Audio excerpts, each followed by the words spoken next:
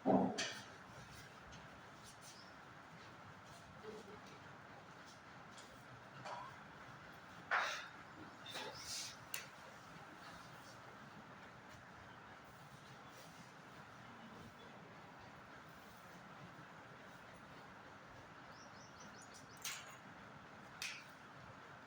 आज का टॉपिक हम लोग लेके चल रहे हैं संगम साहित्य या संगम काल जो हमारा है, संगम काल या संगम साहित्य, जिसमें हम लोग बेसिकली स्टडी करते हैं तमिल साहित्य। ठीक है, अगर हम बात करें संगम काल, तो संगम काल हमको, अगर टाइम पीरियड की बात करें तो टाइम पीरियड हम लोगों को प्राचीन और मध्यकालीन भारत दोनों के अंदर ये देखने को मिलता है। अगर हम बेसिक काल की बात करें तो बेसिक काल आपको 100 BC टू 300 BC ये टाइम पीरियड आपको देखने को मिलेगा। बहुत सारी किताबों में जगह जगह पर आपको देखने को मिलेगा कि 100 से 300 BC तक संगम काल लिखा हुआ, बेसिक फैक्चुअल। ठीक है, बाकी अगर हम बात करें कि संगम साहित्य किन किन चरणों में मिलेगा, तो आपके बेसिक आपको 3 चरण होंगे और 3 चरणों में संगम साहित्य के अंतर्गत आपको 3 संगम परिषद देखने को मिलेगी। जैसे हम लोग पढ़ते हैं ना संगीति पढ़ते हैं ना, जब आप लोगों ने बौद्ध संगीति या जैन संगीतियों के बारे में पढ़ा होगा, तो उसी तरह से संगम में संगम परिषद है। इनको आप संगम संगीति भी कह सकते हैं। इनको आप क्या कह सकते हैं? संगम संगीति भी कह सकते हैं, संगम समिति भी कह सकते हैं, सभा भी कह सकते हैं। ठीक है, संगम का अगर मतलब हम बात करें, संगम का मतलब क्या है, इसको संगम कहा क्यों गया? तो संगम का मतलब क्या होता है? सभा या समिति। एक और हम लोग संगम का मतलब निकालते हैं क्या? मिलन। अगर हम लोग साहित्यिक आधार पर संगम की बात करें तो साहित्यिक आधार पर संगम का अर्थ क्या होगा कि मिलन है। और मिलन किसका? मिलन किसका है? साहित्यों का मिलन, साहित्यिक मिलन है, कल्चर्स का मिलन है। अगर हम मध्यकालीन भारत में आएंगे तो मध्यकालीन भारत में आप देखेंगे कि यहाँ पर उत्तर भारत का कल्चर और उत्तर भारतीय साहित्य जो है वो आपका दक्षिण भारत साहित्य के साथ में एमलगमेट होता है, मिलता है। तो that is why it is also known as Sangam साहित्य का आधार पे। अगर हम संगम इस प्रकार से राजनीतिक आधार पे बात करें तो यहाँ पर 3 आपके राजवंश हैं जो इसमें देखने को मिलेंगे। मैप के आधार पर समझिएगा, ये आपका पार्ट किसमें है? चेर राज्य में। इधर आप चाहेंगे तो यहाँ पर आपको मिलेगा, इतना ज्यादा नहीं, थोड़ा सा ही है, पांड्य राज्य। और पांड्य राज्य के ऊपर इधर साइड में इतना आपको मिलेगा चोल राज्य। और ये सभी कहां पर है? यहाँ पर एक रिवर है, कृष्णा रिवर। कृष्णा नदी के दक्षिण में 3 राज्य हैं, चोल राज्य, पांड्य राज्य और चेर राज्य। और ये सभी राज्य किससे संबंधित है? आपके संगम काल से संबंधित है। क्लियर है? इनके बारे में इंपॉर्टेंट आप समझ लीजिए। पहले हम लोग बात करते हैं कि संगम काल का राजनीतिक इतिहास क्या है। राजनीतिक इतिहास, और राजनीतिक इतिहास को समझने के लिए हम हमेशा बात करते हैं किसके बारे में? स्रोतों के बारे में। भैया इनके बारे में जानकारी हमको कहां से प्राप्त होती है? स्रोतों को बाइफरकेट कर लीजिए 2 भागों में। पहले आपके होंगे पुरातात्विक स्रोत, पुरातात्विक स्रोत, और दूसरे हैं आपके साहित्यिक स्रोत।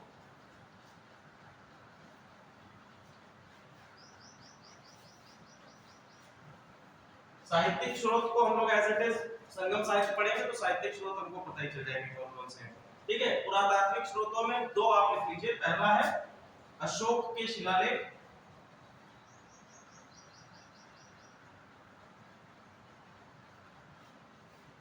और दूसरा है आपका खारवेल का हाथी गुम्फा अभिलेख। खारवेल का हाथी गुम्फा अभिलेख। 2 स्रोत हो गए आपके, पहला अशोक का शिलालेख और दूसरा है आपका खारवेल का हाथी गुम्फा अभिलेख। हाथी गुम्फा अभिलेख खारवेल का है। खारवेल किस वंश से है? कहाँ का शासक था? क्या? उड़ीसा का शासक है। Very good. ठीक है, कार्मेल कहाँ का शासक है? उड़ीसा, जो आपका कलिंग का क्षेत्र है। और ये किस वंश से है? चेदी राजवंश से है। चेदी वंश का शासक है जो उड़ीसा में। अशोक के शिलालेख की बात करें तो अशोक के शिलालेख के द्वितीय लेख में, द्वितीय लेख अशोक के शिलालेख का हम लोगों ने 13 लेख पढ़े हैं ना, तो उसके 14 है। उसके अंतर्गत हम लोगों ने द्वितीय लेख पढ़ा। तो द्वितीय लेख से हमें अशोक और अशोक के साथ साथ अशोक के, जैसे आपका मौर्य काल है तो अशोक का जितना शासन है मगध के साथ साथ उनके जो संबंध है अन्य राज्यों के साथ में, उसके बारे में जानकारी मिलती है। तो इसमें इसने कहा है द्वितीय लेख में बेसिकली बात करी है स्वास्थ्य सुविधाओं की। और स्वास्थ्य सुविधाओं में इसने कहा है कि रेवा नदी, इसने नाम लिया है रेवा नदी। रेवा नदी किस रीजन में? आपके महाराष्ट्र के इस रीजन में बढ़ती है। और इसने कहा है कि इसके दक्षिणतम हिस्सों में 3 राज्य हैं। 3 राज्यों का नाम लिया है, चेर, चोल, पंड्या। ठीक है, इसने नाम नहीं लिखा है इसमें, लेकिन इसने कहा है कि 3 राज्य हैं दक्षिणतम हिस्सों में, रेवा नदी के दक्षिण में। और यहाँ पर इन तीनों राज्यों में स्वास्थ्य सुविधाओं का जिस प्रकार का समाकलन आपके मगध राज्य में है, उसी प्रकार का यहाँ पर सुविधाएं दी गई है। ये आपके द्वितीय लेख में मिलती है। ठीक है, अशोक के द्वितीय लेख। ये क्वेश्चन आपसे कर भी सकता है कि इनका उल्लेख कहाँ-कहाँ पर मिलता है। ठीक है, अब इसने खारवेल ने क्या कहा? खारवेल का जो हाथी गुफा अभिलेख है, इसमें लिखा हुआ मिलता है कि इसने अपने 11वें वर्ष में, अपने शासनकाल के 11वें वर्ष में तमिल राज्य संगठन को पराजित किया। संगठन को पराजित किया। तो इसने कहा कि अपने 11th ईयर में, अपने राज्य के 11th ईयर में ही डिफेक्टेड द तमिल स्टेट संगठन। ठीक है, और संगठन को हमने किसमें लिखा है? संगम से। तो मतलब इसने इन 3 राज्यों को पराजित किया है अपने राज्य के 11वें वर्ष में। ठीक है, तो ये 2 उल्लेख आपके मिल गए, पुरातात्विक उल्लेख, साहित्यिक उल्लेखों की हम बात करेंगे। अब देखो कुछ आपके फैक्ट्स हैं, इनको लिख लीजिए। पहला कि संगम युग का या संगम शब्द का पहली बार प्रयोग किसके द्वारा किया गया? ठीक है, तो संगम शब्द का सबसे पहला प्रयोग किया है नयनार संत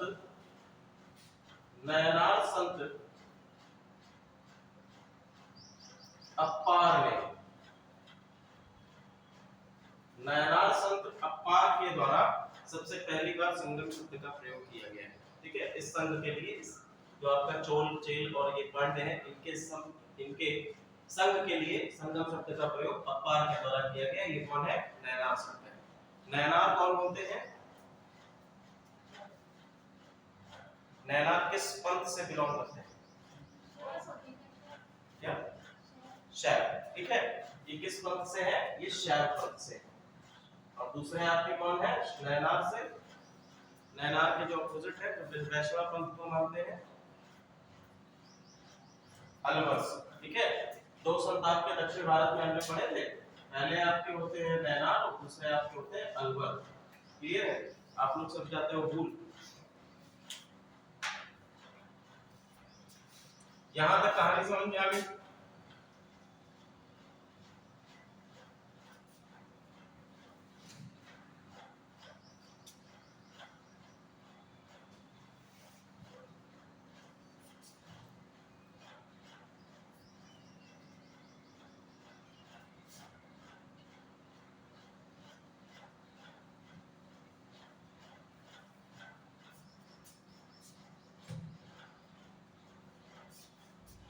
अब एक टेबल बना लीजिए और एक टेबल में एक तरफ लिख लीजिए राजवंश, दूसरी तरफ लिख लीजिए राजधानी, राजधानी के बाद लिख लीजिए तीसरी तरफ प्रमुख शासक,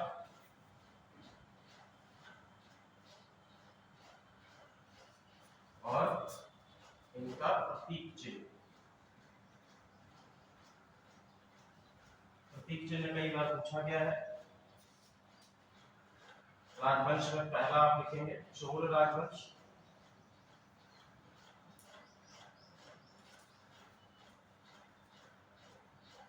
चोल राजवंश। दूसरा चेर और तीसरा पंड्या।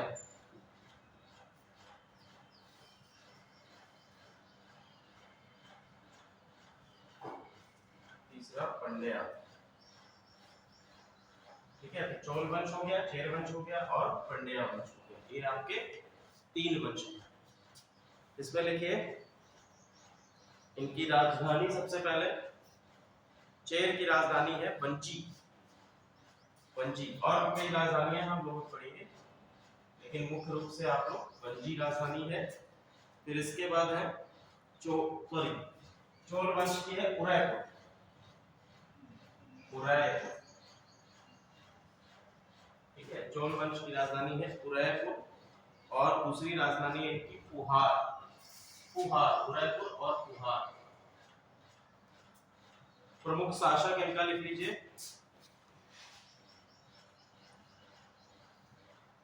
कारिकल। कारिकल,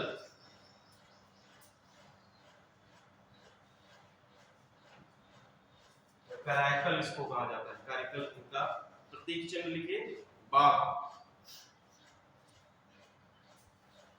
बाघ इनका प्रतीक चिन्ह है, ठीक है। दूसरे आपके आ गए चेर। चेर की राजधानी है वंजी।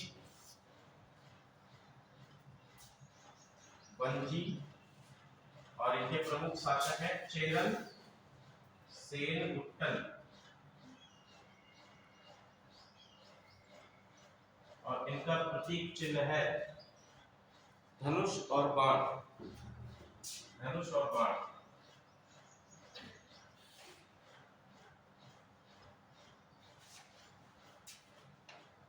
तीसरे हैं आपके पंड्या। इनकी राजधानी है मदुरै, ठीक है। मदुरै इनकी राजधानी है। इनके प्रमुख शासक का नाम है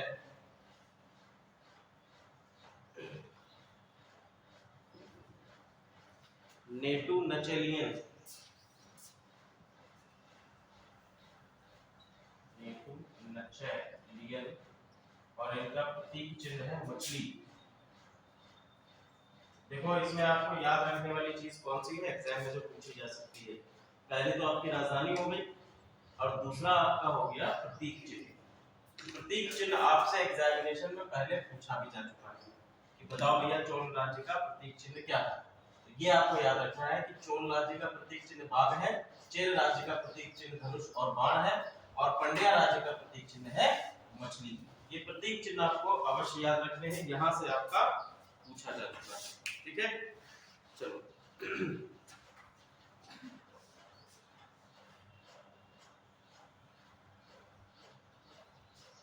यहां तक सारी चीजें क्लियर हो। राजधानी कुछ और लिख लीजिए। तमिल चोल वंश की होगी राजधानी आपकी, एक हमने लिखवा दी कौन सी, उदयपुर हो गई, पुहार हो गई। एक और लिख लीजिए मलनूर।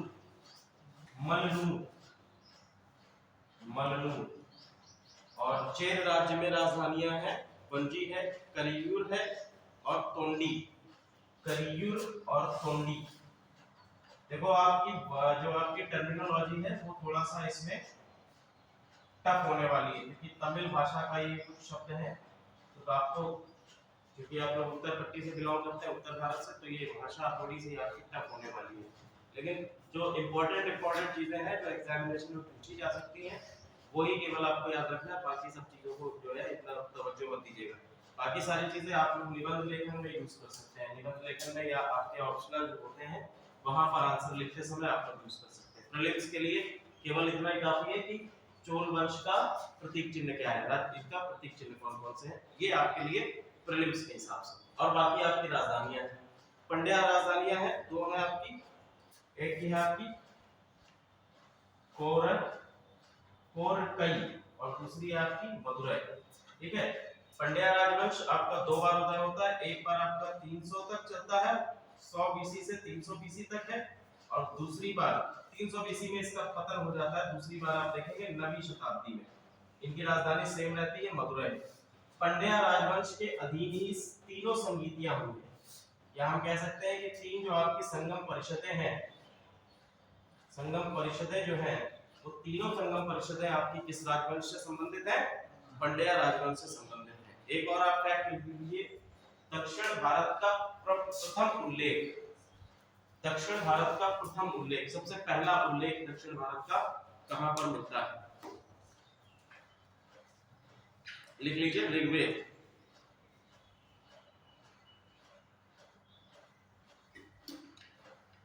ऋग्वेद। इसके बाद लिखिए शतपथ ब्राह्मण। शतपथ ब्राह्मण ये भी आपका एक ग्रंथ है, शतपथ ब्राह्मण ग्रंथ। और शतपथ ब्राह्मण ग्रंथ में भी आपका दक्षिण भारत का उल्लेख है। रेवा नदी का उल्लेख, ऐसे आप लिख लीजिए, रेवा नदी का उल्लेख आपको शतपथ ब्राह्मण में भी प्राप्त होता है। अभी हमने आपको बताया था कि अशोक के शिलालेखों में भी इसका उल्लेख प्राप्त होता है। तो दो आपके ग्रंथ हैं साहित्यिक ग्रंथों में, पहला आपका है ऋग्वेद हो गया और दूसरा आपका है रेवा नदी का उल्लेख, जो कि हमें शतपथ ब्राह्मण से प्राप्त होता है। क्लियर है? चलो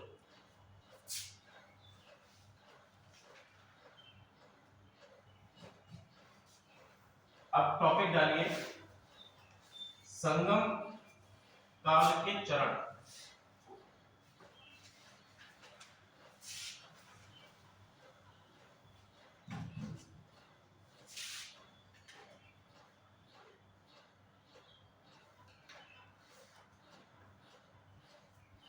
संगम काल के चरण।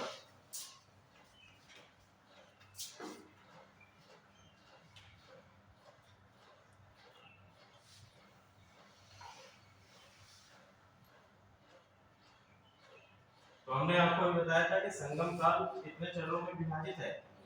यह 3 चरणों में विभाजित है। अभी हम लोग इसकी परिषदों की बात नहीं कर रहे हैं, केवल 3 चरणों की बात कर रहे हैं। चरणों में आप लोग अलग-अलग सेजेस को देखेंगे कि कौन-कौन से सेजेस विभिन्न चरणों से जुड़े हुए हैं। सबसे पहला लिखिए, सबसे प्रथम चरण, पहला चरण, प्रथम चरण। और प्रथम चरण की जो शुरुआत है, यहाँ कह सकते हैं फाउंडर के तौर पर, ये करी गई है अगस्त ऋषि के द्वारा। अगस्त ऋषि स्थान कहां पर है? क्योंकि हमने आपको बताया कि जितनी भी आपके चरण है ये बेसिकली किससे संबंधित है? ये सभी आपके पांड्य राज्य से संबंधित है। तो इसका स्थान भी क्या होगा? मदुरै। मदुरै इसका स्थान होगा, जो कि पांड्य राज्य की राजधानी भी है।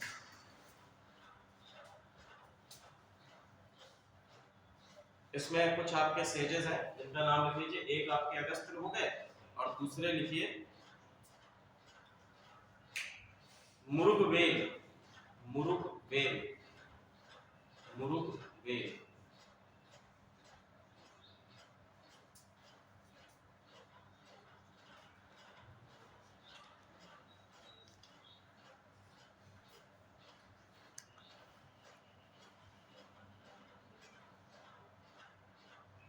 मुरुगवेल के बाद लिख लीजिए मुदिना गरायर। मुदिना गरायर, मुदिना गरायर। ये सभी ऋषि हैं जो इस संगम काल से संबंधित है। प्रथम चरण मुदिना गरायर है और इसके बाद है मुरिनचियूर। मुरिनचियूर।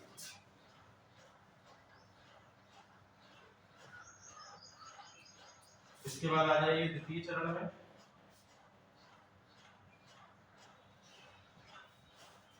द्वितीय चरण की बात करें, द्वितीय चरण ये भी किसके द्वारा स्टार्ट किया गया है? अगस्त ऋषि के द्वारा स्टार्ट किया गया है।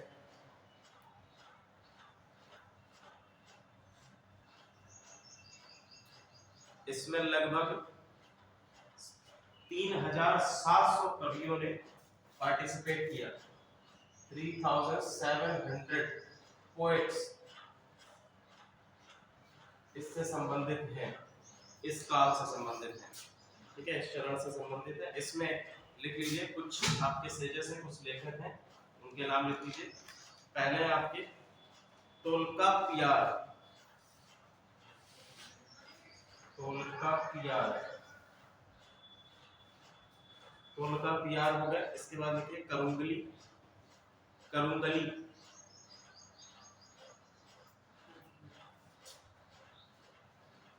करुंगली। करुंदली के बाद है रंगनाथम, रंगनाथम और पांडुरंगम, पांडुरंगम, पांडुरंगम। फिर आ जाइए तृतीय चरण पे। हाँ, इसका द्वितीय चरण का जो स्थान है वो लिख लीजिए। द्वितीय चरण का स्थान है कपाटपुरम, कपाटपुरम। द्वितीय चरण जो है ये आपका कपाटपुरम से संबंधित है। और इसके बाद लिख लीजिए तृतीय चरण। तृतीय चरण का स्थान है मदुरै, फिर से मदुरै तमिलनाडु।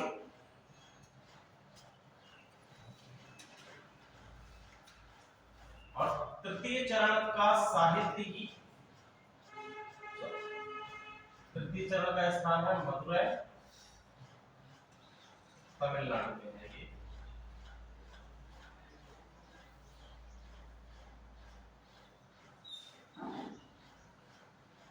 इसके जो सेजेस हैं इक्कीनार, इक्कीनार, इसके बाद लिखे अगले कपिलार, सतनार, कपिलार, सतनार,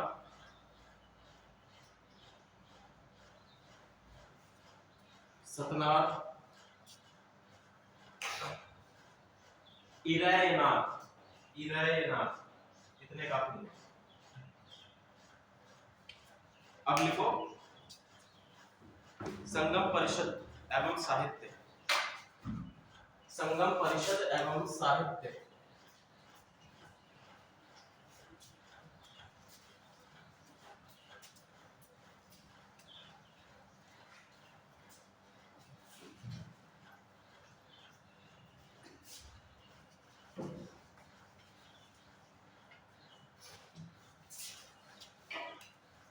संगम परिषद एवं साहित्य।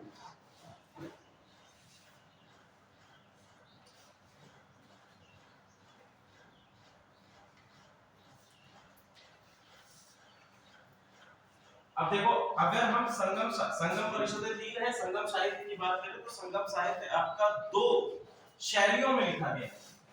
शैली, ठीक है, शैली मतलब जो आपकी लेखन शैली होती है। संगम साहित्य पूरा आपका किसमें मिलेगा? पद्य फॉर्म में है, गद्य फॉर्म में है। तो ये किसमें है? पद्य फॉर्म में है, ठीक है, इसमें है पद्य में है। शैली की बात करें तो 2 शैलियां आपको मिलेंगी। पहली है आपकी शैली अपुरम, अपुरम, और दूसरी शैली है आपकी पुरम शैली, ठीक है। ये 2 शैलियां हैं, अपुरम और पुरम। अब समझते हैं कि अपुरम या पुरम है क्या, ठीक है। अगर हमने कहा कि अपुरम, अपुरम क्या है? ये आपकी युद्ध से संबंधित है, युद्ध से संबंधित है, जिसमें कि बेसिकली आपका वीर रस की प्रधानता मिलेगी, वीर रस, ठीक है। किसकी प्रधानता है? वीर रस। अपुरम का सिंपल मतलब क्या है कि ये वीर रस से संबंधित है या युद्ध से संबंधित है। दूसरा है आपका पुरम। पुरम में क्या है? ये आपका किससे संबंधित है? ये आपका लिखा गया है श्रृंगार रस में। जितनी भी आपकी पुरम संबंधित रचनाएं हैं वो सभी श्रृंगार रस में है। और इसमें प्रेम का भाव है, प्रेम की कविताएं या प्रेम का भाव।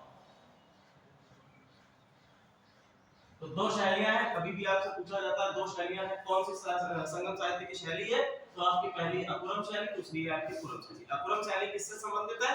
वीर रस से संबंधित है। और आपकी पुरम शैली श्रृंगार रस से संबंधित है या प्रेम से संबंधित है। लेखन शैली पद्य है, क्लियर है यहां तक? लेखन शैली पद्य है। अब 3 आपकी जो परिषदें हैं, संगम परिषद, 3 परिषद है आपकी। संगम परिषद, संगम परिषद में पहला आपका जो संगम परिषद है, प्रथम परिषद में अध्यक्ष लिख लीजिए। इसके अध्यक्ष हैं अगस्त्य मुनि, अगस्त्य मुनि इसके अध्यक्ष हैं। प्रथम आपकी जो संगम परिषद है उसके अध्यक्ष हैं अगस्त्य मुनि। इसका लिख लीजिए, इसमें कोई भी साहित्य उपलब्ध नहीं है। प्रथम आपकी जो साहित्य इसका उपलब्ध नहीं, इसमें जितनी भी रचनाएं हो उनकी उपलब्धता हमारे पास नहीं है।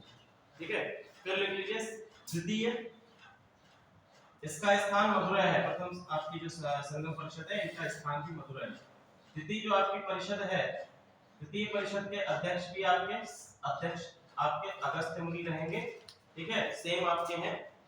इसका साहित्यिक साक्ष्य की बात करें, द्वितीय को ऑगस्टस युग भी कहा गया है। क्या कहा गया है? ऑगस्टस युग।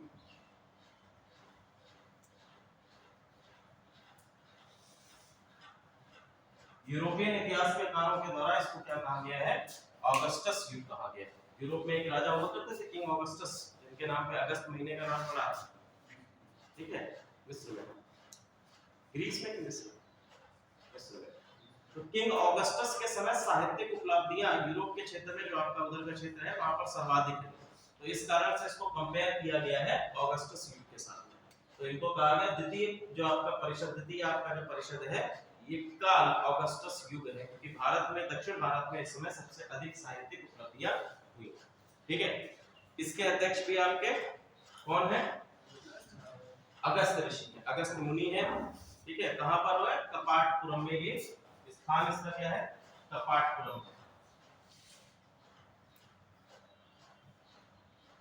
कपाटपुरम इसका स्थान है। तोलकापियम, तोलकापियम ग्रंथ का नाम है। तोलकापियम, तोलकापियम ये ग्रंथ का नाम है। तोलकापियम, इसके लेखक हैं, इसके लेखक हैं तोलकापियर। तोलकापियम रचना का नाम है, इसके लेखक है तोलकापियर। बहुत ही इंपॉर्टेंट ग्रंथ है तोलकापियम। इससे संबंधित आपसे क्वेश्चन बन सकते हैं। ये है क्या, इसमें बात क्या करेंगे? ये भैया दक्षिण भारत का प्रथम व्याकरण ग्रंथ। जिस प्रकार से आप उत्तर भारत में देखते हैं पाणिनि की अष्टाध्यायी, तो पाणिनि की अष्टाध्यायी जो है ये उत्तर भारत का व्याकरण ग्रंथ है। ठीक है, ये आपका दक्षिण भारत का व्याकरण ग्रंथ है तोलकापियम।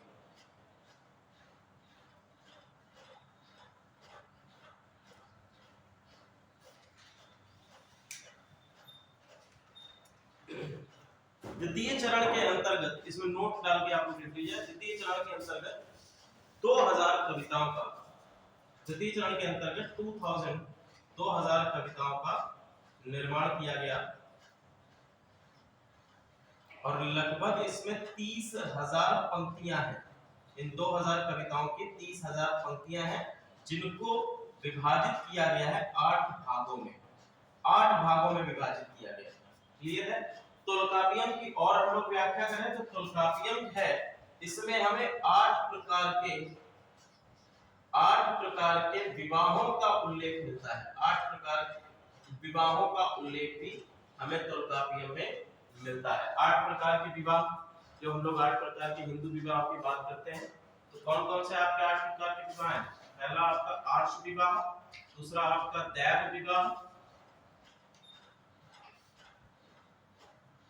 ब्रह्म विवाह, प्रजापात्य विवाह। इसके ये आपके क्या है? सामाजिक रूप से स्वीकृत किए गए विवाह। ठीक है, सर्वश्रेष्ठ श्रेणी में इसको रखा गया है। ये 4 प्रकार के। इसके बाद जो आपके 4 और विवाह हैं, जिसमें पहला आपका आ जाता है पैशाच, असुर, राक्षस। पैशाच विवाह, असुर विवाह, राक्षस विवाह और एक आपका है गंधर्व विवाह। ये बाकी जो आपके 4 हैं, ये आपके सामाजिक रूप से स्वीकृत नहीं। ठीक है, इनको निम्न श्रेणी पर रखा जाता है। तो आप अंतर समझिएगा कि आपकी जो तोलकापियम है और ये वाले जो आपके सामाजिक रूप से स्वीकृत विवाह है, इनका तो हमें सेम मिलता है। लेकिन जो बाकी आपके कुछ विवाह है, जैसे कि आपका पहला है पैशाच विवाह। ठीक है, तो पैशाच विवाह का नाम हमें, पैशाच विवाह का नाम हमें जो तोलकापियम में मिलता है वो है आपका पेरुंदिणय। पेरुंदिणय, पेरुंदिणय। ये आपको मिलता है तोल्कापियन में, पेरुंदिणय। ठीक है, इसके बाद अगला एक और विवाह है आपका असुर विवाह, सॉरी असुर विवाह नहीं, राक्षस विवाह। राक्षस विवाह क्या है? राक्षस विवाह ये एक पक्षीय विवाह होता है, एक पक्षीय विवाह होता है। एक पक्षीय विवाह कहने का क्या आशय है बताओ मुझे? एक पक्षीय विवाह कहने का आशय है कि वधु पक्ष अथवा वर पक्ष में कोई एक पक्ष ही विवाह के लिए राजी। ठीक है, कोई एक पक्ष ही विवाह के लिए राजी। जैसे कि भीष्म जो है आम बम्बा बलिका को उठा लाते हैं, तो वो एक प्रकार का राक्षस विवाह। जिस प्रकार से भगवान श्री कृष्ण किसको उठा के लाए? रुक्मिणी। ठीक है, वो भी एक प्रकार का राक्षस विवाह है। वधु पक्ष राजी नहीं, वधु राजी हो, पक्ष राजी नहीं। ठीक है, एक पक्षी विवाह, इसको नाम दिया गया है कैथकिणय। ध्यान रखिएगा, कैथकिणय।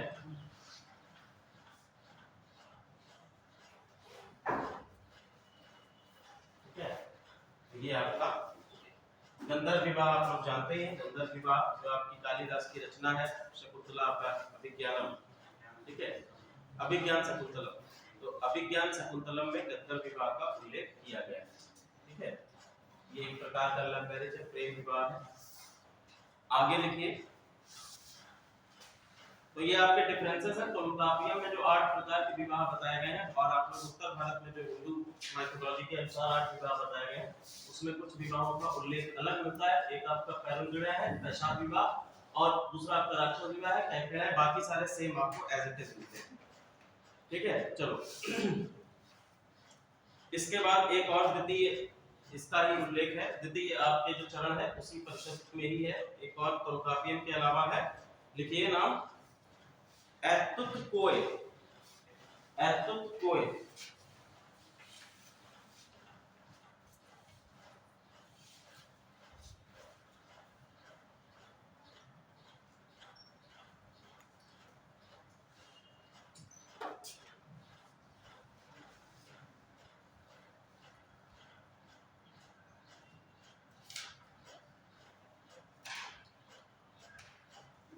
एतुतकोय, ये भी आपका एक ग्रंथ है। इसके लेखक जो है नहीं है।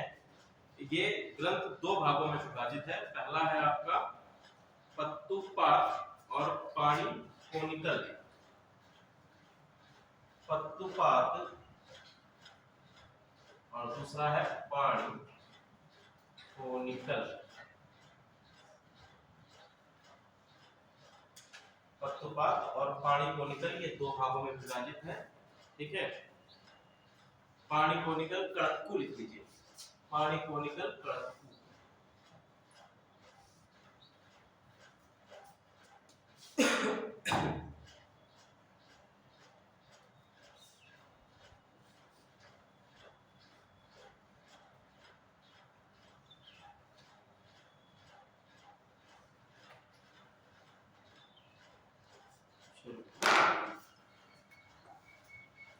अब डालिए तृतीय संगीति या तृतीय परिषद। तृतीय संगीति या तृतीय परिषद,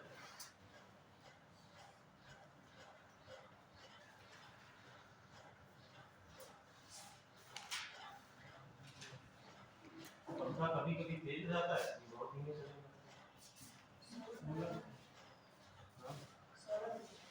सोलर पैनल से दूसरे करेगा तो सोलर से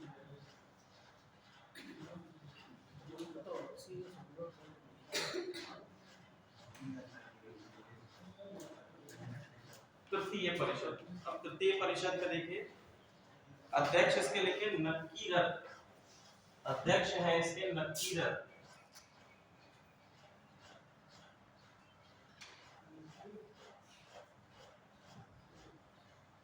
स्थान मदुरै।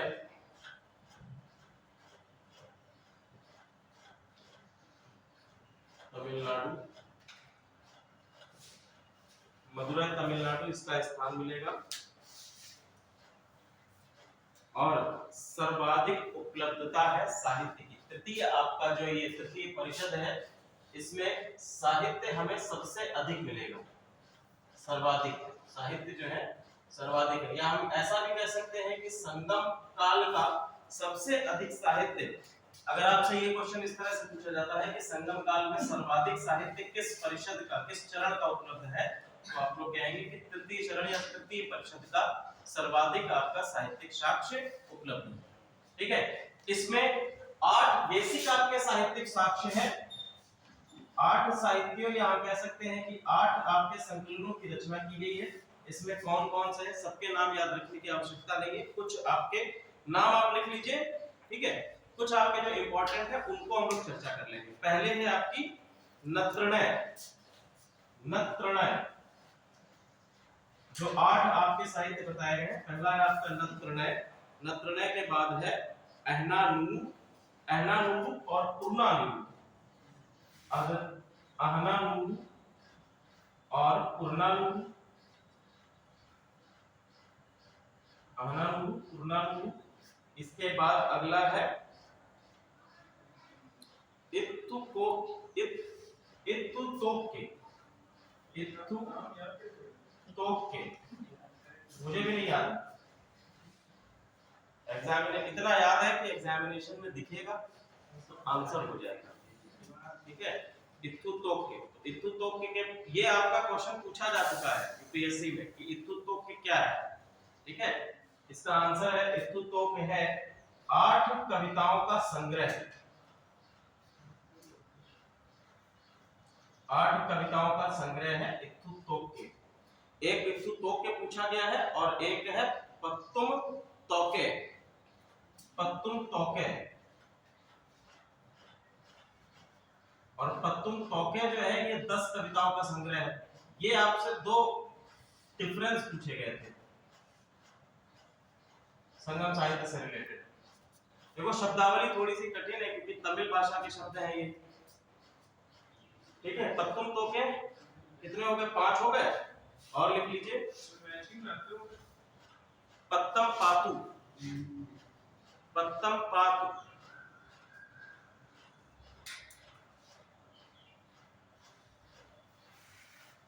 पत्तम पातु और परिपादल, पत्तम पातु परिपादल,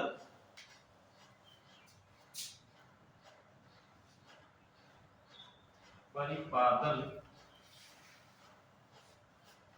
और परिपादल के बाद लिख लीजिए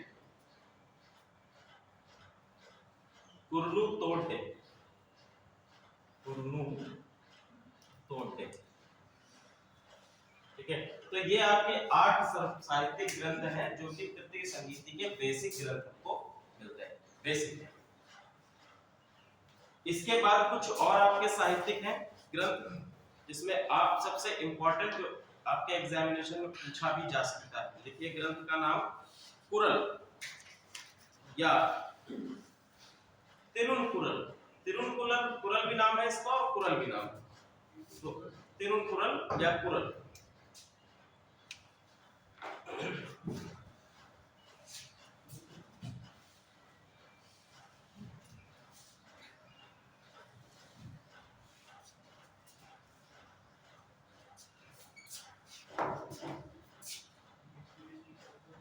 तिरुनकुरल या इसको केवल कुरल भी कहा जाता है।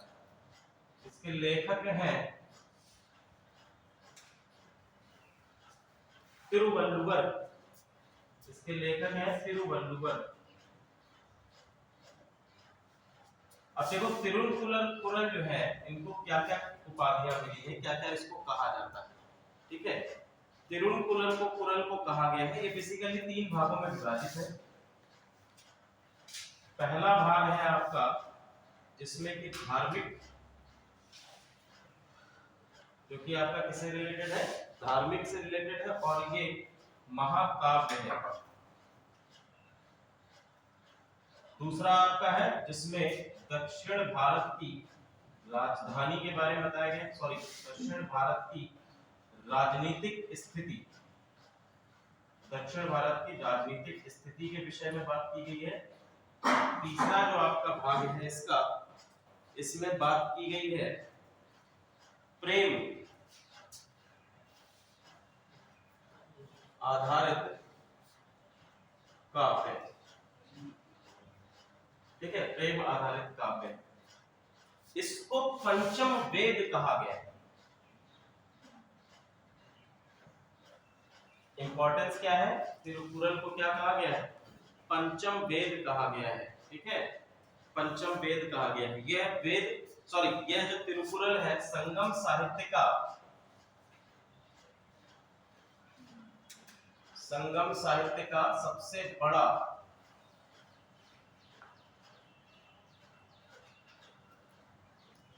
सबसे बड़ा ग्रंथ है, जिसको पंचम वेद भी कहा गया है।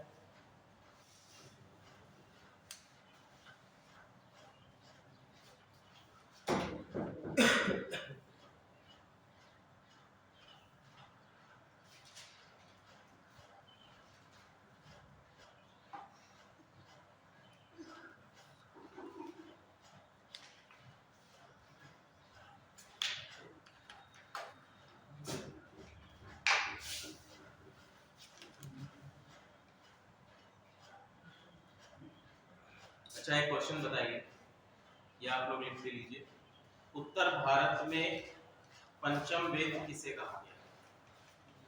तो दक्षिण भारत में इसको पंचम वेद कहा गया, उत्तर भारत में ऐसा कौन सा ग्रंथ है जिसे पंचम वेद कहा गया? आंसर लिख लीजिए, छांदोग्य उपनिषद।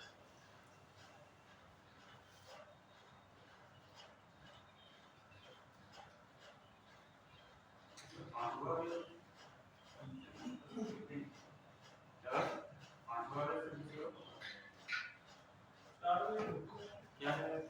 अरे रुको, क्वेश्चन गलत हो गया। क्वेश्चन लिखिए इस तरीके से, उत्तर भारत में, देखो उत्तर भारत में किस साहित्य में और किसे पंचम वेद कहा गया है? पहला क्या है, किस साहित्य में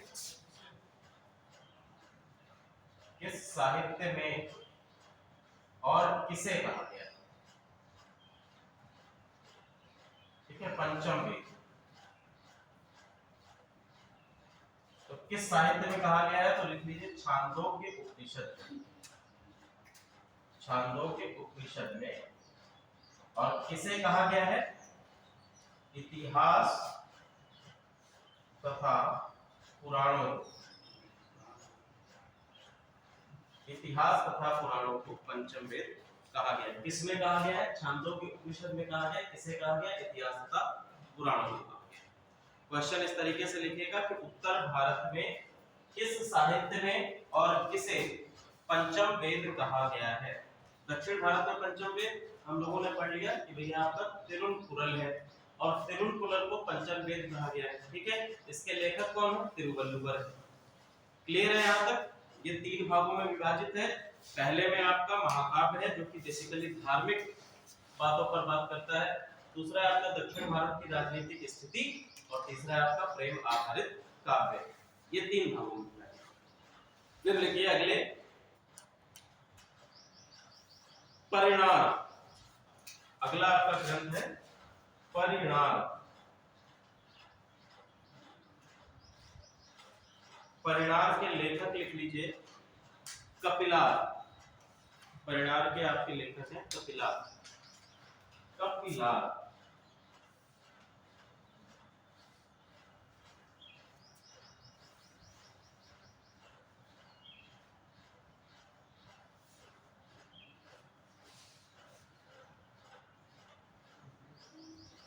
अनशन द्वारा प्राण त्याग इन्होंने किया है, कपिलार।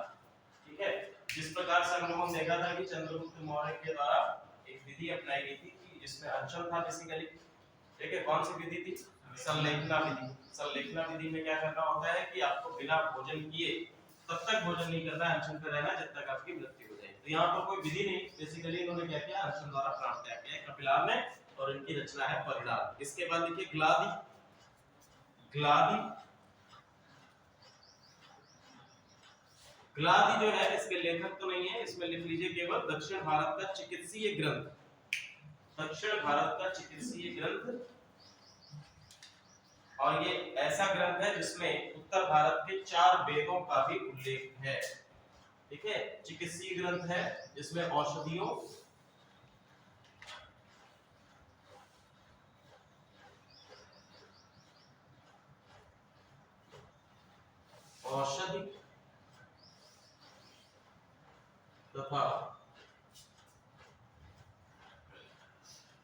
4 वेदों का उल्लेख इस ग्रंथ में किया गया है आपके क्लास में। ठीक है, भारत का उत्तर भारत का ऐसा कौन सा ग्रंथ है जो कि चिकित्सीय ग्रंथ है?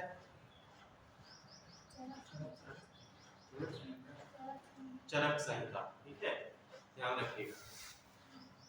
इस प्रकार के कंपैरिजन आप लोग करते रहिए, ना करिए कि दक्षिण भारत में कौन सा चिकित्सीय ग्रंथ है, उत्तर भारत में ऐसा कौन सा चिकित्सीय ग्रंथ है। चरक संहिता हो गया, सुश्रुत संहिता हो गया। ठीक है, आगे अगला लिखिए परिपादल। परिपादल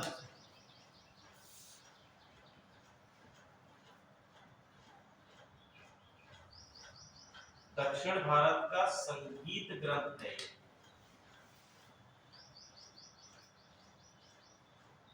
संगीत का ग्रंथ।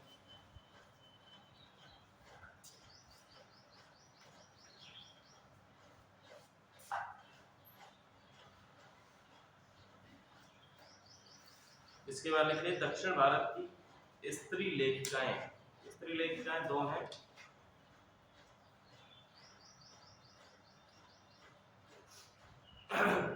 पहली है आपकी नचैलियन और अवैयर। नचैलियन अवैयर, ये 2 लेखिकाएं हैं आपकी दक्षिण भारत की जो कि स्त्री लेखिकाएं। नाम इसमें लिख लीजिएगा, स्त्री लेखिकाएं।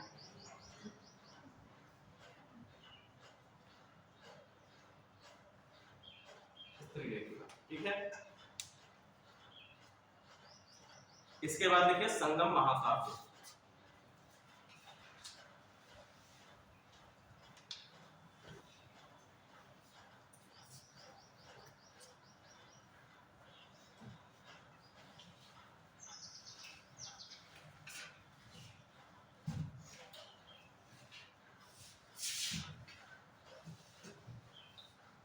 तीन संगम महाकाव्य है। पहला आप लिखिए शिल्पाधिकारम। शिल्पाधिकारम, मणिमेखलय,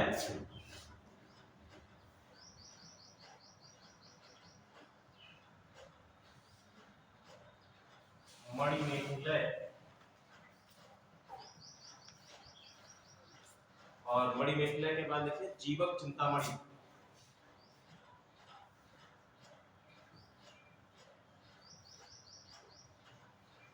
जीवक चिंतामणि, मणिमेखलय, शिल्पाधिकारम और जीवक चिंतामणि, ये आपके 3 महाकाव्य हैं। ठीक है, जिस प्रकार से हम लोग उत्तर भारत में 2 महाकाव्य देखते हैं, पहला आपका कौन सा है? महाभारत और दूसरा रामायण। ठीक है, ये आपके नाट्य रूप में लिखे गए, पद्य में है। इनकी शैली क्या है? पद्य है और ये नाट्य के रूप में लिखे गए। शिल्पाधिकारम के लेखक का नाम लिख लीजिए इलंगो अधिगल। इलंगो अधिगल, इलंगो अधिगल। मणिमेखलय के लेखक हैं पेरुंदिरै। पेरुंदिरै, पेरुंदिरै या पेरुंदिरै, पेरुंदिरै। और जीवक चिंतामणि के लेखक हैं पंचतिड़ै। पंचतिड़ै,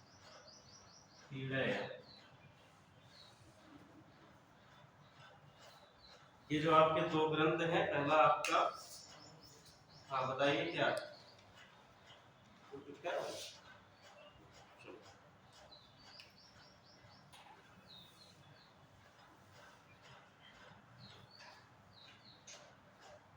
देखो ये जो आपके 2 ग्रंथ हैं, शुरुआत के शिल्पाधिकारम और दूसरा आपका मणिमेखलय।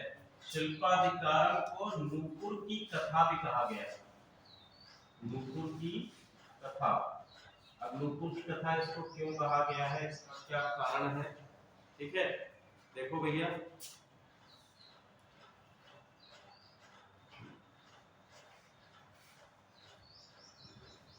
एक व्यक्ति है यहाँ पर चोल शासन में कार्य कर रहा है, जिसका नाम है कोवलन।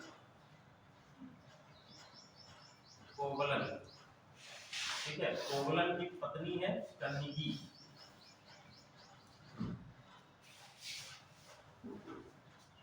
कोवलन क्या है? ये व्यापारी, समझिएगा इसको। कोवलन क्या है?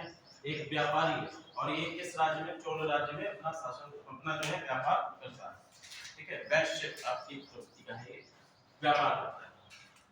व्यापार के सिलसिले में ये कहां पर पहुंचता है? पांड्य राज्य में पहुंचता है। और पांड्य राज्य में एक नर्तकी है माधवी।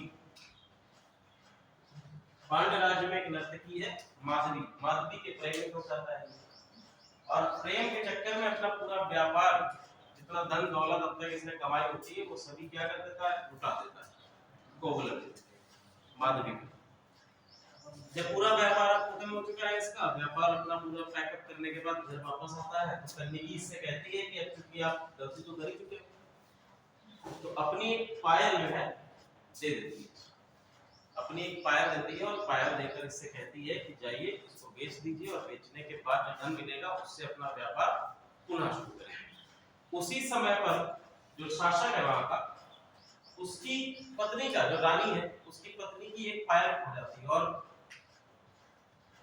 कोइंसिडेंटली ये जो पायल है सेम एज इट इज होती है, जो उसकी कन्निगी ने दी थी पायल, वही पायल जो है रानी की पायल से बिल्कुल सिमिलर थी।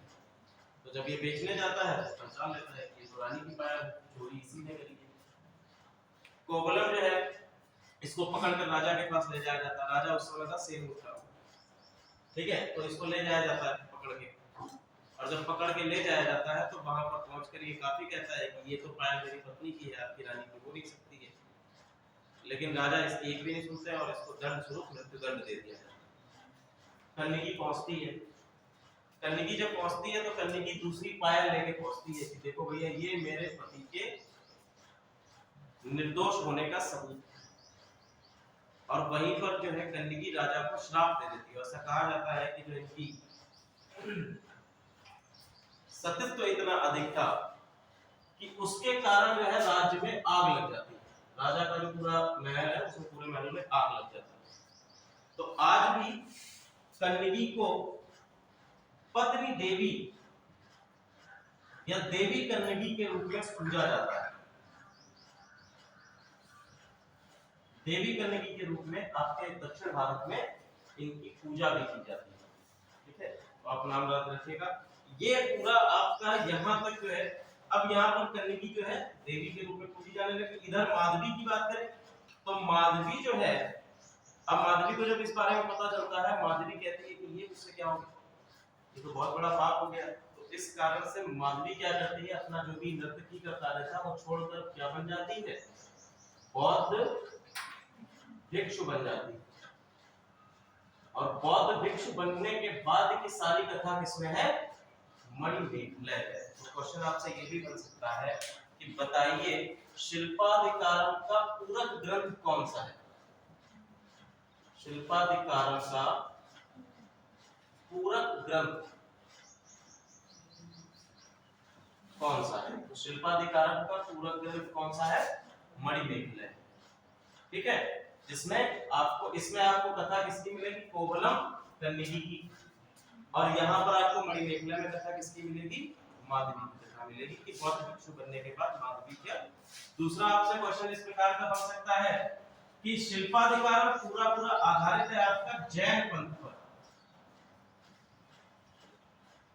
और जो आपका मणिमेखला है ये आधारित है आपका बौद्ध पंथ। समझ में आ रहा है? क्योंकि माधवी क्या है? बौद्ध भिक्षु बन चुकी है, तो पूरा आपका किसमें है? बौद्ध पंथ। तो ऐसे भी आपका क्वेश्चन बन सकता है कि कौन सा ग्रंथ शिल्पाधिकारम या मणिमेखला में कौन सा ग्रंथ जैन पर है, कौन सा ग्रंथ आधारित है बौद्ध पर। तो ये आपको ध्यान रखना है।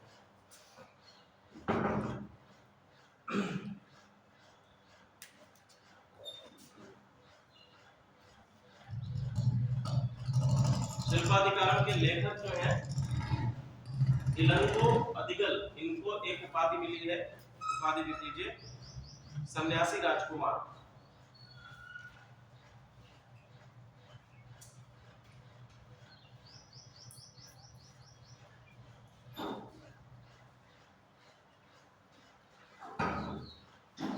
अगला टॉपिक लिखिए महत्वपूर्ण संगम साहित्य। कुछ आपके संगम साहित्य हैं जो इम्पोर्टेंट है, बाकी ये तो हमने लिखवाई दिए हैं। महत्वपूर्ण संगम साहित्य।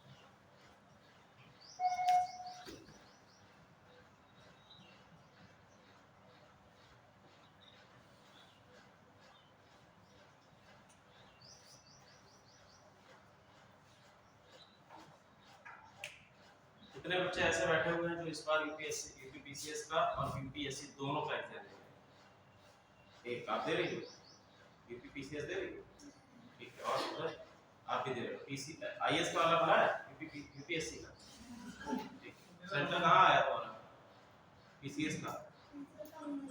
कहाँ पर? यही सीतापुर में ही है, बाकी सब कभी सीतापुर ही होगा। आप नहीं दे रहे हो? दे रहे हैं, पीसीएस दे रहे हैं। क्वेश्चन पेपर लगा रहे हैं, क्वेश्चन पेपर लगाते रहो। अगले साल कौन कौन देने वाला है? और कोई नहीं देगा अगले साल? आप नहीं दे रहे हैं अगले साल, नेक्स्ट ईयर? इस साल फॉर्म क्यों नहीं भरा आपने? अच्छा भरा है लेकिन कंफर्म नहीं देना है। एक बार ले लो, अटेम्प्ट किया, अटेम्प्ट लेने में क्या है? अभी तो आप लोगों को बहुत सारे अटेम्प्ट, अब जब अटेम्प्ट लोगे तो पता चलेगा कि क्वेश्चंस किस तरीके के आ रहे हैं, कॉन्फिडेंस गेन होगा। हां लेवल पता चल जाएगा, मार्कशीट मिलेगी आपको बाद में, तो उससे पता चलेगा कितने मार्क्स आपके आए हैं, क्या क्या आपने किया, ठीक है। अटेम्प्ट ले लो, देखो क्या हो रहा है, क्या पूछा जाता है। आप नहीं दे रहे हैं? क्यों? क्या कुछ जानकारी है हमारे बारे में? चलो हाँ, नहीं आप बताओ, आप क्यों नहीं दे रहे हैं एग्जाम?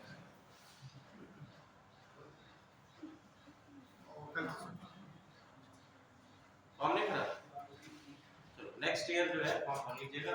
और ये ध्यान रखिए कि नेक्स्ट ईयर के जो भी बच्चे हैं, पहली बात जो अभी एग्जाम दे रहे हैं, ये आप लोग कृपया एडमिट कार्ड या तो पीडीएफ फॉर्म में सेंड कर दीजिएगा, एडमिट कार्ड निकलवा के दे दीजिए, ठीक है ना? जो है एडमिट कार्ड दे दीजिए। सिलेक्शन हो गया तो हम लोग बताएंगे, तो उनसे हम सीतापुर में फोटो तो लगाएंगे आप लोग कि हाँ भाई हमारे इंस्टीट्यूट से, हमारे संस्था से, या जो ये अभ्युदय योजना चल रही है तो इस योजना से इतने बच्चों का सिलेक्शन हुआ है, ठीक है।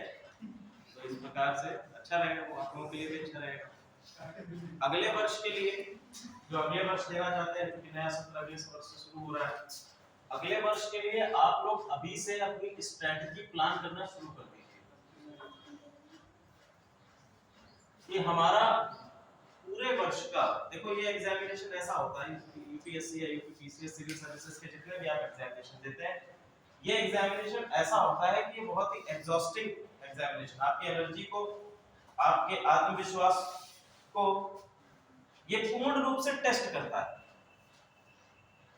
क्योंकि एक साल तक आपको पढ़ना है, लगातार एक साल तक, और एक साल के बाद एक ही बार आपका टेस्ट होगा। भाई यूपीएससी या यूपीपीसीएस का एग्जाम एक ही बार होता है, और प्रीलिम्स नहीं निकला फिर आपको एक साल का साइकिल। तो ये आपके सेल्फ कॉन्फिडेंस को, अगर सिलेक्शन नहीं होता तो सेल्फ कॉन्फिडेंस आपका बहुत गिर जाता है, टूट जाता है। इसलिए हमारे पास एक बेहतर प्लान और बेहतर स्ट्रेटजी होनी चाहिए। अब चूंकि लाखों बच्चे हैं, देखो भैया हर साल बीए बीएससी या जितना भी है, कोई भी बच्चा सुबह सो के उठता है तो उसके पापा उसे ये कहते हैं कि पढ़ लिख लो, आईएएस वाईएएस बन जाओ, ठीक है। तो हर साल जो है एस्पिरेंट्स की संख्या क्या हो रही है? बढ़ रही है। पोस्ट की संख्या क्या हो रही है? घट रही है। मतलब कंपटीशन क्या है? और बढ़ता जा रहा है। तो इसके लिए आपको क्या करना होगा? आपको करना होगा स्मार्ट वर्क।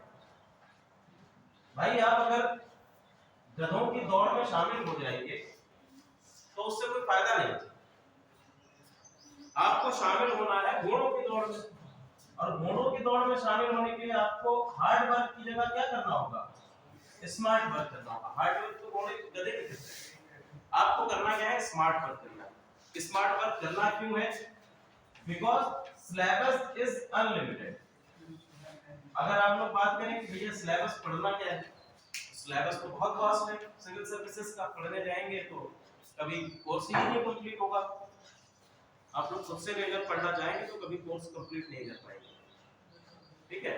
चाहे जितना पूरा साल मेहनत कर ले, कुछ भी कर ले, कोर्स कंप्लीट नहीं होता है। कुछ ना कुछ ऐसी चीजें होती हैं जो छूट ही जाती है। क्लियर है? तो सिलेबस वास्ट है, और सिलेबस वास्ट होने की कंडीशन में हमें चाहिए कि हम क्या ना पढ़ें, क्या ना पढ़ें, ठीक है। क्या पढ़ें, ये तो सिलेबस में लिखा हुआ है, यूपीएससी से आप डाउनलोड कर सकते हैं, टीसीएस की वेबसाइट पर जाके डाउनलोड कर सकते हैं। मुद्दा ये उठता है कि हमें क्या पढ़ना है। अब एग्जामिनेशन को अगर आप देखें तो एग्जामिनेशन क्या करता है, एग्जामिनेशन जो आपकी, मान लीजिए एक दूध है और दूध की जो ऊपरी परत होती है, एक उदाहरण ऐसे भी देता हूं कि मान लो यहाँ पर एक गाय चल रही है, गाय यहाँ पे घूम रही है और वो चारा चल रही है। यहां से आपने देखा वो चारा चल रही है, ठीक है। आपने क्या देखा कि वो यहाँ से घास चल रही है, यहाँ से हमको उसकी जानकारी प्राप्त हो गई कि वो एक गाय है, वो चारा चल रही है। अब इसमें कुछ स्टूडेंट्स क्या नजरिया लेंगे, आओ चलो वहां देखें चल के वो कौन सी घास चल रही है, वो दूब चल रही है या फिर आपकी जो बरसीन होती है वो चल रही है। गाय की नस्ल क्या है उसके बारे में पता करते हैं चल के, वो मुर्रा नस्ल की गाय है या फिर किसी और नस्ल की गाय है। तो ये जो चीजें हैं यहां से आपने देखिए जानकारी प्राप्त कर ली, दैट वाज इनफ। उतना ही एग्जामिनेशन में पूछा जाएगा, उससे ज्यादा वो कौन सी गाय भैंस चल रही है, वो किस नस्ल की है, वो किस प्रकार की घास को चल रही है, ये एग्जामिनेशन के पर्सपेक्टिव से आपका है नहीं क्वेश्चन। समझ पा रहे हैं? तो इन डेप्थ नॉलेज केवल और केवल आपको होनी चाहिए कॉम्प्रिहेंसिव मैनर में। किसी भी आपको देखो भैया, बहुत सारे स्टूडेंट्स ऐसे होते हैं कि वो उनके पास बहुत सारे तथ्य होंगे और ऐसे तथ्य जो एग्जामिनेशन में पूछे ही नहीं जाते, लेकिन क्लास में उन तथ्यों को बताकर ये हमें होगा, ठीक है। तो उन तथ्यों को पढ़ने का फायदा क्या है, आपको 2-3 पेपर लेके चल रहे हैं। पहला आपका पेपर क्या हो गया भैया, निबंध लेखन हमें करना है। बचपन से हमें सिखाया जाता है, बचपन से जब आप लोग थोड़ा बहुत लिखने पढ़ने लगते हैं तो बचपन में पहला काम दिया जाता है कि भैया काऊ पर 5 लाइनें लिख के दिखाओ, ठीक है। ये क्या कहता है, गाय पर 5 लाइनें लिख के दिखाओ, ये कहा जाता है, ठीक है। हम लोग बचपन में काऊ पर 5 लाइनें लिखते थे अपने स्तर के अकॉर्डिंग, ठीक है। जो उस समय हमारा स्तर था उस स्तर के अकॉर्डिंग हम 5 लाइनें लिखते थे। धीरे धीरे स्तर बढ़ता गया, आगे आए तो हमसे कहा गया 10th क्लास में आ जाता था दीपावली पर निबंध लिख के दिखाइए, या कोई भी टॉपिक आ जाता था आपका, किसी भी टॉपिक पे। ऑफ कोर्स 10th लेवल पे अपने स्तर के हिसाब से लोग एग्जामिनेशन में लिख के चले आए, वही चीज तो है। अब 5वीं क्लास में हम 5 लाइनें लिखने के लिए स्तर हमारा काफी था, लेकिन हमने उस स्तर को बढ़ाया ही नहीं। जब 5th क्लास में पढ़ा तो 5th क्लास में पढ़े तो 7 साल इधर हो गए, 12th पास करने तक 3 साल इधर, 10 साल। और 10 सालों में अभी भी हम कहते हैं कि गाय पर आप लोगों को निबंध लिखने को दे दिया जाए तो आप लोग नहीं लिख पाओगे। सब लोग जो है वही काम करेंगे जो 5वीं कक्षा में करते थे। गाय क्या है, सबका एक जैसा होगा, वही रटी रटाई चीजें। गाय क्या है, एक धार्मिक पशु है, भारत में इसको माता के रूप में पूजा जाता है, यही तो लिखे। तो हमने अपने ज्ञान को बढ़ाया, हमने वही बेसिक लेके चले, स्तर को बढ़ाया। इस प्रकार की आपको स्टडी करनी है, कॉम्प्रिहेंसिव मैनर में स्टडी करनी है। और ये ऐसा निबंध लेखन एक ऐसा टॉपिक है, एक ऐसा पेपर आपका मेंस में होता है जो आपको मार्क्स गेन करा सकता है, अच्छे मार्क्स दिला सकता है। और इसको जब आप पढ़ लेंगे तो प्रीलिम्स जो आपका है, प्रीलिम्स का जो पेपर है प्रीलिम्स आपको जब क्वेश्चन पेपर उठाकर देखेंगे प्रीलिम्स का, तो उसमें ज्यादातर क्वेश्चन कॉम्प्रिहेंसिव मैनर में होते हैं, ठीक है, कि आपको सोचने पे मजबूर करते हैं, आपको क्रिटिकल एनालिसिस पे मजबूर करते हैं। चार तथ्य, चार आपको दे दिए, उसमें कह देगा ऊपर जो चार हमने आपके यहाँ चार सेंटेंसेस दिए गए हैं, इन सेंटेंसेस में क्रिटिकली एनालाइज करके कौन सा सेंटेंस जो है सही है। अब चारों सेंटेंस को आपको पढ़ना है, उसमें से एक सही सेंटेंस खोजना है। तो वो किससे आएगा? वो आपका आएगा जब आप निबंध को पढ़ेंगे, निबंध को पढ़ेंगे कॉम्प्रिहेंसिव स्टडी करेंगे, ठीक है। दो तीन काम आपको करने हैं। स्टैटिक काम तो सभी करते हैं, स्टैटिक पोर्शन तो सभी पढ़ते हैं। स्टैटिक पोर्शन पढ़ने में बताने के लिए आप लोगों को कई बार बता भी चुका हूं। काम आपको केवल इतना करना है कि एनसीईआरटी पढ़ लो 12वीं तक, ठीक है। 6 क्लास से 6 7 8 की पढ़ने की आवश्यकता नहीं, 9th से उठा लो और 9th से उठाकर 12वीं तक की पढ़ लो, क्योंकि जितना बेसिक पार्ट था मुझे लगता है कि वो जो अभी हम लोगों का ये क्रैश कोर्स हुआ है कि छोटे समय में हम लोगों ने कितना कवर करा दिया, ठीक है, तो उसमें लगभग मुझे ऐसा लगता है कि आप लोगों के अंदर एक सोचने समझने की शक्ति आ गई है कि आगे हम लोगों को कितना एक बेस फाउंडेशन आप लोगों का बन चुका है। एक बार और आप प्रैक्टिस करोगे कि 9th से लेकर 12th क्लास तक की एनसीईआरटी उठा लीजिए और उनको पढ़ डालिए। एनसीईआरटी आपने जैसे ही ये खत्म करी, जैसे ही आपने एक एनसीईआरटी खत्म करी, उसके क्वेश्चंस खुद से बनाओ, खुद से क्वेश्चन बनाओ। किसी टेस्ट सीरीज को करने की जरूरत नहीं है, किसी टीचर के पास जाने की जरूरत नहीं है, किसी वेबसाइट पे जाने की जरूरत नहीं है, खुद से आप क्वेश्चन बना लीजिए। जैसे ही एक टॉपिक आपने खत्म किया, उस टॉपिक से रिलेटेड क्वेश्चन बना लीजिए। जैसे आपने अशोक के शिलालेख पढ़े तो क्वेश्चन बना लीजिए, अशोक के कौन से शिलालेख में ये बात कही गई है। इस प्रकार के क्वेश्चन आप बनाओगे, अपने आप प्रैक्टिस हो जाएगी। एनसीईआरटी से खत्म कर ली, इसके बाद कुछ आपकी जो ऑथेंटिक बुक्स है, ज्यादा किताबों को पढ़ने की आवश्यकता नहीं है। ज्यादा किताबों को पढ़ोगे कंफ्यूज हो जाओगे। दो चार किताबें जो आपकी ऑथेंटिक बुक्स हैं, जैसे आपको पॉलिटी पढ़नी है तो पॉलिटी में लक्ष्मीकांत पढ़ लीजिए, ज्योग्राफी पढ़नी है ज्योग्राफी में वर्णवाल को पढ़ लीजिए, ठीक है, वर्णवाल को पढ़ लीजिए। वर्णवाल सफिशिएंट है, ठीक है, उतनी आपके लिए सफिशिएंट है। ज्योग्राफी में एक और बुक आती है जीसी लियोंग की, जीसी लियोंग की बुक बहुत पतली सी है, इतनी पतली है जीसी लियोंग, ठीक है, जीसी लियोंग।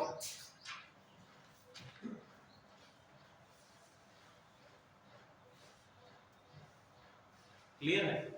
इसको पढ़ लीजिए। उसके बाद पतली सी बुक है, वो छोटी सी, एक हफ्ते में खत्म भी हो जाएगी, इतनी एक हफ्ता भी नहीं लगेगा, इतनी पतली। क्लियर है?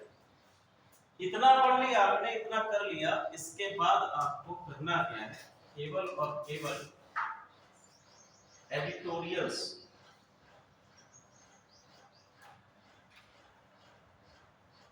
जिसको हम क्या कहते हैं, संपादकीय, संपादकीय को डेली आपको पढ़ना है, डेली। कोई भी हिंदी, जो आप हिंदी मीडियम के हैं तो हिंदी मीडियम में आप लोग दैनिक जागरण का पढ़ सकते हैं, संपादकीय जनसत्ता का पढ़ सकते हैं, दो न्यूज़पेपर आते हैं, जनसत्ता आता है और दैनिक जागरण। सबसे इंपॉर्टेंट चीज आपको क्या करनी है, टाइम मैनेजमेंट। टाइम मैनेजमेंट आपको करना पड़ेगा कि अगर मुझे एनसीईआरटी खत्म करनी है तो एनसीईआरटी ऐसा नहीं है कि उठाई तो 6 महीना हो गया एनसीईआरटी खत्म ही नहीं हुई, ठीक है, 6 महीना हो गया अभी हम एनसीईआरटी पर ही अटके हुए हैं। आपको करना क्या है कि मान लीजिए एनसीईआरटी के लिए आपको टाइम दे दिया गया 3 मंथ्स, 3 महीने में आपको 9 से लेकर 12वीं क्लास तक की एनसीईआरटी खत्म करनी ही करनी है। 9 से लेकर 12वीं कक्षा तक की जितनी एनसीईआरटी आपको पढ़ डालनी है, खत्म कर देनी है।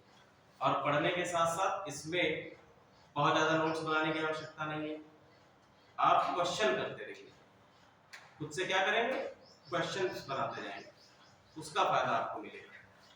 शॉर्ट्स नोट्स के तौर पर आप लिखते भी चलिए, 3 महीने में आपने खत्म कर लिया, उसके बाद आपको ये तो हो गया कि एक आपका पैटर्न होना चाहिए कि कितने मंथ्स में आप, मान लीजिए कि आपका 12 मंथ्स के बाद पेपर है तो आपने उस 12 महीनों को अलग अलग टर्म में डाल दिया, कि 3 महीने में एनसीईआरटी खत्म कर लेंगे, उसके बाद 2 महीने में ऑथेंटिक बुक्स हम लोग खत्म कर लेंगे, उसके बाद बचे हुए 6 महीने के अंतर्गत हम जितना करंट अफेयर्स पुराना है उसको कवर करेंगे, और फिर बचे 3 महीने उसमें हम लोग करेंगे केवल और केवल क्वेश्चंस की प्रैक्टिस। ठीक है, और एक बार लास्ट टाइम पे 15-20 दिन पहले उसका रिवीजन शुरू कर देंगे जो पीछे पढ़ के आए हैं, इतना सफिशिएंट है। उसके बाद आप टाइम मैनेजमेंट डेली बेसिस पे आप कर लीजिए कि आपका एक टाइम टेबल होना चाहिए। एक साल के लिए आपको सब चीजों से अलग होना पड़ेगा, ठीक है, या फिर इतना सेल्फ कंट्रोल हो कि बाकी चीजों में भी हम लिप्त रहें, और उसके बाद जो समय हमने अपने आप के लिए अपनी स्टडीज के लिए लगाया है कि भैया ये समय हमने अपनी स्टडीज को ही देना है, उस समय में फिर कोई और कार्य होना ही नहीं चाहिए। उस समय में आप ये नहीं कि समय हमने स्टडीज को दे रखा है और उसी समय कोई कॉल आ गया तो कॉल पे लगे हुए, फिर उस समय कोई कॉल नहीं, कोई मैसेज नहीं, कुछ नहीं, नथिंग। आपको केवल और केवल जो आपने समय उसको दिया है, जब तक कि बहुत ज्यादा इंपॉर्टेंट ना हो कि, और मुझे नहीं लगता है कि अपनी स्टडी से इंपॉर्टेंट कोई चीज और हो, ठीक है। तो ये आप लोग अगर करेंगे तो आप लोगों के लिए ये एग्जामिनेशन पार कर पाएंगे। करंट अफेयर बहुत इंपॉर्टेंट है, करंट अफेयर आपको करना ही पड़ेगा। स्टैटिक पोर्शन आपने कर लिया, उसके बाद आप खुद ही अपने आप ही आ जाएंगे। लेखन शैली को सुधारिए, अपनी वोकैबुलरी को सुधारिए, जो शब्द आप लोग अपनी लेखनी में यूज करते हैं उनको सुधारने का भी प्रयास करिए, क्योंकि मेंस में आपका तो वही चेक होना, प्री निकाल भी लेगा तो मेंस में कर रहेगा, ठीक है।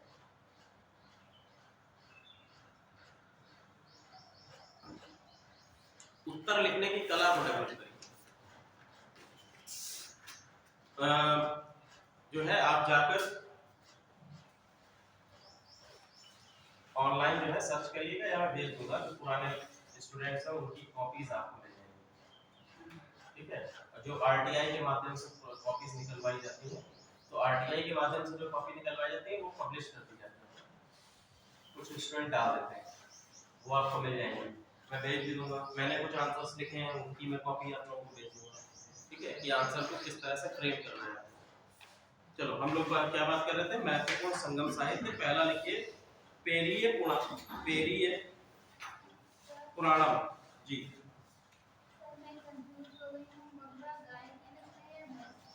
क्या मुर्रा भैंस की नस्ल,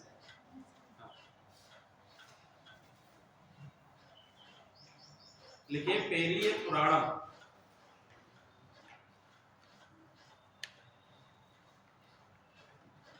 पेरिये पुराणम ये है नयनार संतों की रचना का संग्रह।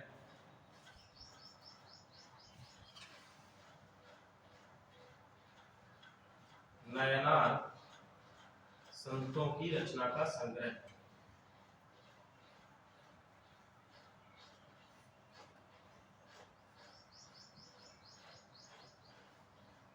इसके लेखक हैं पेरिये पुराणम के रोकीलाल।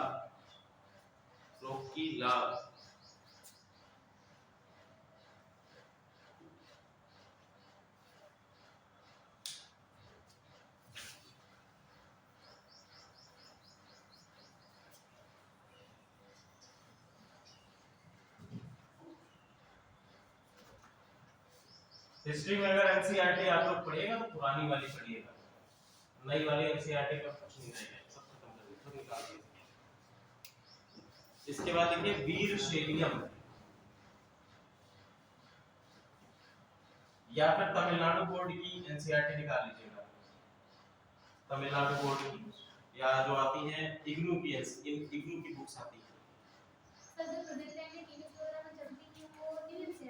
जी, जो केवीएस वगैरह में प्रेजेंट टाइम में चले, केवीएस में, एलबीएस में। अब तो उत्तर प्रदेश जो आपका यूपी बोर्ड है, यूपी बोर्ड भी एनसीईआरटी पैटर्न को ही पढ़ाएगा, ठीक है। तो उसमें जो बुक्स आई हैं उनमें सिलेबस भी रिड्यूस कर दिया गया है और कई सारे चैप्टर्स निकाल दिए गए हैं। और इनमें जो बुक्स हैं, जैसे पहले क्या होता था कि 11th क्लास में 3 बुक्स, अभी क्या है 11th क्लास में 1 बुक है, वो भी केवल वर्ल्ड हिस्ट्री की, ठीक है। 11th क्लास के एनसीईआरटी में इतना कोई है ही नहीं। तो जो पुरानी वाली बुक्स हैं उनको आप, उसमें अर्जुन देव लेखक थे, उसमें लेखक थे आपके अर्जुन देव हुआ करते थे, ये उनकी किताबें अच्छी हैं। कहाँ से मिल जाएंगे एनसीईआरटी पुरानी वाली? पुरानी वाली एनसीईआरटी अमेज़न से मिल जाएंगी, 150 रुपए में पूरा सेट आ जाएगा 6 किताबों का, ठीक है, अमेज़न पे। हाँ बिल्कुल, ओल्ड एनसीईआरटी सेट आप लिख दीजिएगा, वो मिल जाएगा आराम से। कभी लखनऊ जाना हो तो लखनऊ में, यहाँ सीतापुर में भी शायद मिल जाए, लखनऊ में एक स्टोर है मॉडर्न मॉडर्न बुक हाउस करके, ठीक है, वहां पर आपको उसका प्रिंट मिल जाएगा। तो वो एक जो प्रिंट है वो 30 रुपए का देते हैं। प्रिंट आप लोगों को पता है कि आपकी पीडीएफ फॉर्म में जो किताबें होती है उसका प्रिंट करके वो लोग बेचते हैं, ठीक है। तो 30 रुपए में आपको इतनी बड़ी बुकलेट मिल जाएगी, उसमें पूरी एनसीईआरटी, जो एनसीईआरटी नहीं सॉरी, वो कर्नाटक बोर्ड की पूरी किताब होगी। तो वो 30 या 35 रुपए या 40 रुपए की बहुत ज्यादा होगी, तो आप लोग इतना तो अफोर्ड कर ही सकते हो, तो आराम से आपको मिल जाएगी। या अगर बन पाया तो यहाँ पर भी लाइब्रेरी में उपलब्ध करा, लेकिन लाइब्रेरी में उपलब्ध कराने का फायदा है आप लोग घर नहीं ले जा पाओगे, ठीक है, यहाँ पर ही पढ़ने का है। चलो, फिर ये पुराना हो गया। फिर है वीर शैलियम। वीर शैलियम के लेखक है बुद्धिमित्र। बुद्धिमित्र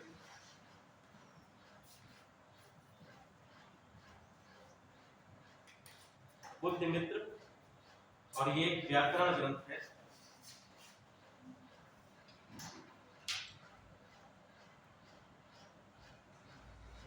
इसके बाद नेक्स्ट लिख लीजिए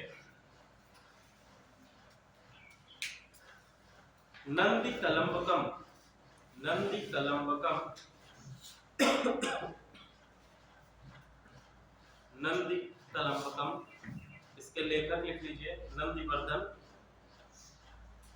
नंदीवर्धन तृतीय।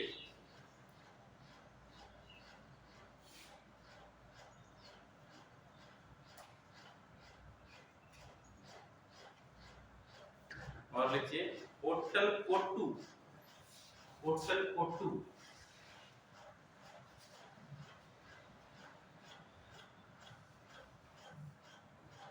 ओट्टल कोट्टू के लेखक हैं राज राजा सेकंड।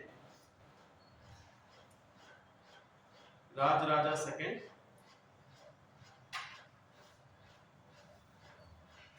और फिर लिखिए नल मीरा दिव्य प्रबंधम।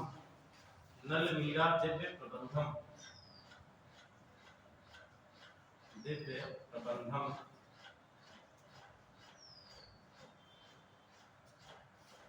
इसमें लिख लीजिए यह अलवर संतों की रचनाओं का संग्रह। अलवर संतों की रचनाओं का संग्रह। नलमीरा दिव्य प्रबंधम, मैंने आप लोगों को बताया भी था कि जो भी आपके अलवर संत है या नैनार संत है, इनकी रचनाओं को प्रबंधम कहा जाता है, ठीक है। तो नलमीरा दिव्य प्रबंधम ये किसकी रचनाओं का संग्रह है? यह अलवर संतों की रचनाओं का संग्रह है, जिसके लेखक है नाथ मुनि। नाथ मुनि इसके लेखक।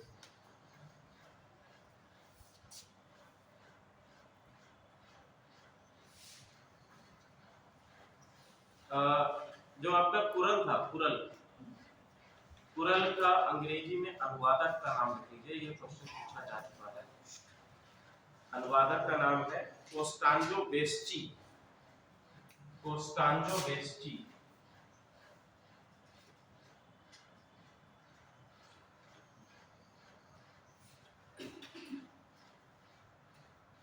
कोस्टांजो बेस्ची के द्वारा इसका अनुवाद किया गया है, और इसकी एक और उपाधि है दक्षिण भारत की बाइबल। इसको बाइबल भी कहा गया है कुरल को। दक्षिण भारत की बाइबल और दक्षिण भारत की गीता, दोनों ही कहा गया,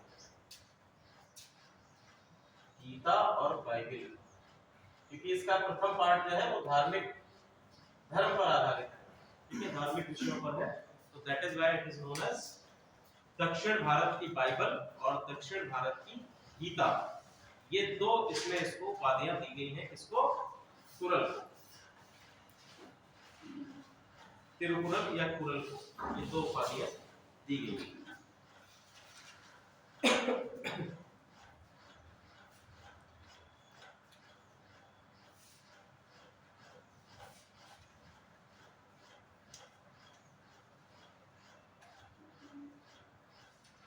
चलिए ठीक है, तो इतना आपका जो है ये हमारे संगम साहित्य या संगम काल में चीजें हैं जो आपके एग्जामिनेशन में पूछी जा सकती है, उसको हम लोगों ने कवर कर लिया है। अब 10-15 मिनट का ब्रेक ले लीजिए, उसके बाद हम लोग शुरू करते हैं आज का करंट अफेयर्स। अच्छा ये बताइए कि अभी तक आप लोगों ने आर्थिक सर्वेक्षण पढ़ा है?